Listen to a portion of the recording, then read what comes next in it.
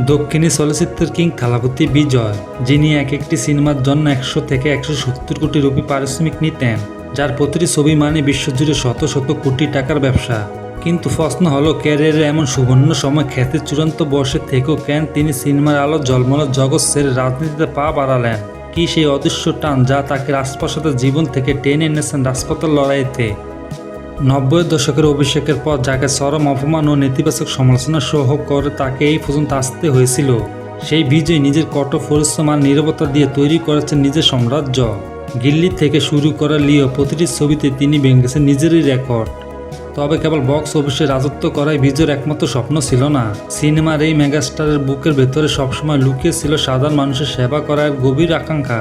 অনেকে ভেবেছিলেন রাজনীতিতে হয়তো তার সাময়িক কোনো শখ, কিন্তু বিজয় প্রমাণ করেছেন জনগণের সেবাই তার জীবনের আসল লক্ষ্য।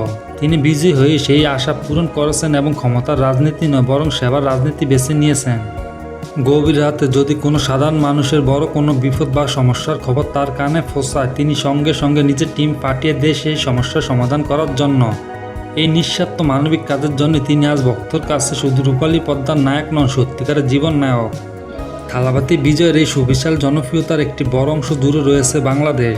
সোশ্যাল মিডিয়া খুললেই দেখা যায় তামিলনাড়ুর সীমানা ছাড়িয়ে বাংলাদেশে বিজয়ের লক্ষ লক্ষ পাগল ভক্ত রয়েছে।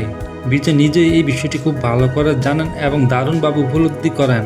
তাই যে কোনো আন্তর্জাতিক মঞ্চ, রাজনৈতিক বা সিনেমার অডিও লঞ্চ অনুষ্ঠানে তিনি বারবার বাংলাদেশের প্রসঙ্গ টেনে আনেন এবং বাংলাদেশি ভক্তদের ভালোবাসার কথা শ্রদ্ধার সাথে স্মরণ করেন।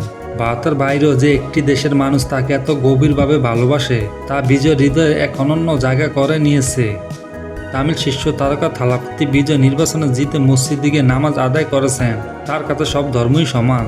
সিনেমা জগতের রাজত্ব ছেড়ে রাজনীতির কঠিন পথে হাঁটা কোনো সহজ সিদ্ধান্ত ছিল না বিজয়ের জন্য, কিন্তু যার মূল লক্ষ্য মানুষের মুখে হাসি ফোটানো, তাকে কোনো গণ্ডির মধ্যে আটকে রাখা যায় না।